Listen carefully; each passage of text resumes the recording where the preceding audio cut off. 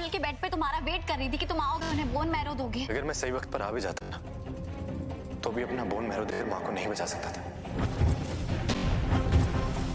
हाँ, मैं उनका बेटा हूं, लेकिन मेरी रग में उनका खून नहीं है।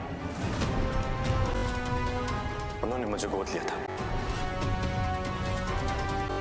वो मेरी सगी माँ नहीं है।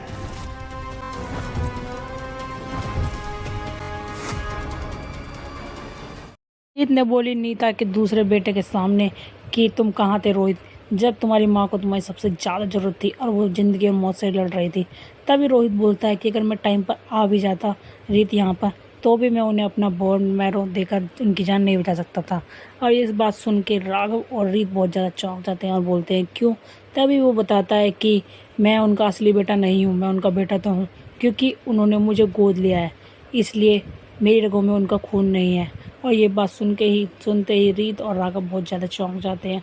और वहीं दूसरी ओर ध्रुव बहुत ज़्यादा नफरत करने लगा है उन्नति और राघव से, क्योंकि जब उसे ये बात पता चली रीत के थ्रू कि उसके पापा को जान से मरवाया है, वो भी उसकी राघव की मम्मी नीता ने। और ये बात सुन के उसने उसे फैसला ले लिया है कि वो उसे उसके घर छोड़ देगा और उसे अब घर में अपने में वापस कभी नहीं लाएगा। और जब वो उसे छोड़ के जा ही रहा होगा तब उसकी माँ उसे बहुत समझाती है, पर वो नहीं समझता और घर पर छोड़ने आने वाला ही होगा अब ध्रुव उन्नति को राघव के। और तब समझाएगी उसे रीत कि तुम ये क्या कर रहे हो ध्रुव, उसमें उनकी कोई गलती नहीं है। और वहीं पर रीत अब पूरा सच पता लगाने वाली है कि क्या सच में नीता ने मारा है उसके पापा को या फिर कोई दूसरा ही प्लान चल रहा है और फंसा रहा है नीता आंटी को। और अगर जब वो पूरा फैसला सर्च करेगी दोबारा से तो तब पता चलेगी उसे कि सिर्फ और सिर्फ नीता आंटी को तो फंसाया जा रहा है और सच में गुनहगार वो नहीं, राघव की बुआ है। तो जब पता चलेगी रीत को कि राघव की बुआ ही है असली गुनहगार जो इन सब के पीछे है, तो क्या करेगी रीत और क्या करेगा राघव।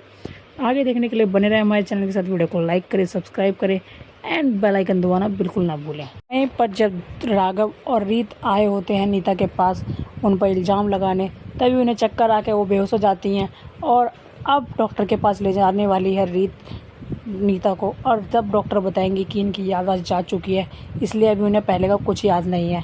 तब पता चलेगा राघव को